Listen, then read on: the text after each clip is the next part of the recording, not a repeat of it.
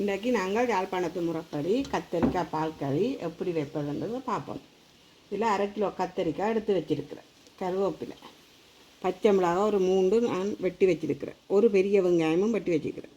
இது மாங்காயில் பாதி மாங்காய் வெட்டி வச்சுருக்கிறேன். பால் கறிக்கு போட்டால் நல்லா இருக்கும்.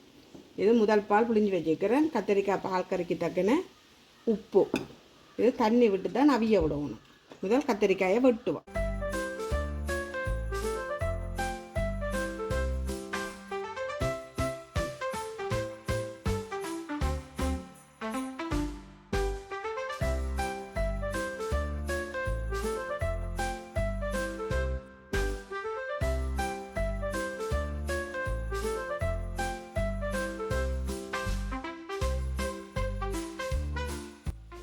நாங்கள் முழுசாக நான் கழுவினா இதை வெட்டிட்டு ஒரு தண்ணியில் அலசுவோம். அலசிட்டு சட்டியில் வைப்போம்.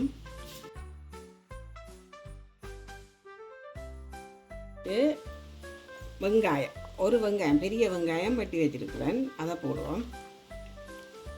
மாங்காய், பால் கரைக்கு மாங்காய் போட்டால் நல்ல ருசியாக இருக்கும். மாங்காய், இது பச்சை மிளகாய், 3 பச்சை மிளகாய் வெட்டி வச்சுக்கிறேன்.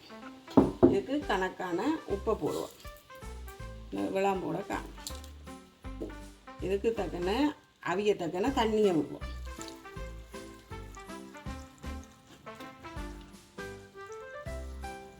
இவ்வளோ தண்ணி விட காணும். இனி இதை மூடி போட்டு அடுப்பை தட்டி விடுவோம். அவிய 5 நிமிஷம் விட்டால் அவிஞ்சிடும்.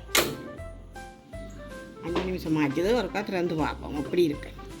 பார்த்தீங்களா அப்படி அவிஞ்சிட்டுதுன்னு. ஒருக்கா பிரட்டி போட்டு திருப்பி ஒருக்கா 2 நிமிஷம் மூடி விடுவோம்.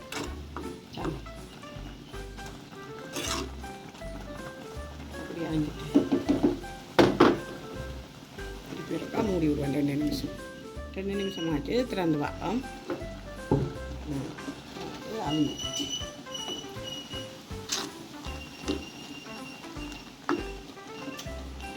அவிஞ்சிட்டு அப்படியே. இனி நான் அதை புளிஞ்சு வச்சுக்கிறேன். தேங்காய் முதல் பால் அதை விடுவோம். அதுக்கு கணக்கா 1/2 கிலோ கத்தரிக்காய். அதையும் இந்த பாலும் கொதிக்கட்டுக்கும்.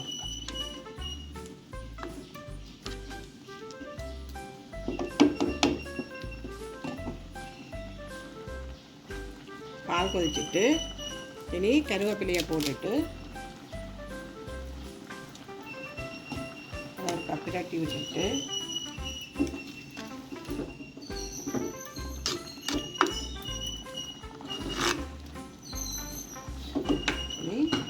அடுப்பை நிப்பாட்டு.